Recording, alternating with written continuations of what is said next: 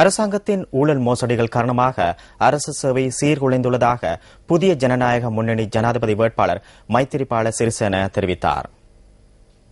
கல்கமுவ பகுதியில் நேற்று பிற்பகல் இடம்பெற்ற மக்கள் சந்திப்பின் போதே அவர் இதனை தெரிவித்தார்.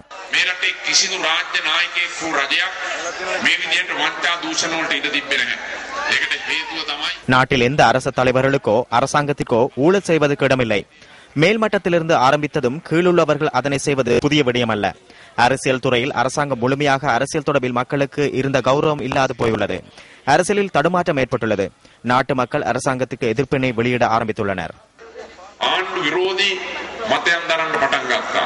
නමුත් ඒවා ඒක රාශී වෙන තැනක් තිබුණේ නැහැ. හරි ඉක්මනට අමතක වෙන ජාතියක් අපේ ජාතිය. விரைவில் மறக்கும் இனமாக நாங்கள் உள்ளோம்.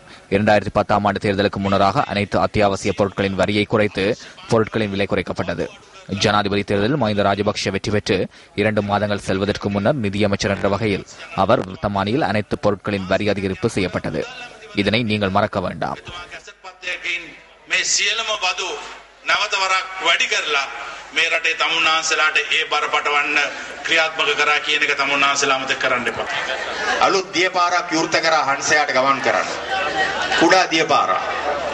புதிதாக வீதியை திறந்துவிட்டு பயணிப்பதற்கு சிறிய வீதியையே இன்று நாங்கள் காண்கின்றோம். இந்த நிலை மாறி ஊழல் அரசை மாற்ற வேண்டும்.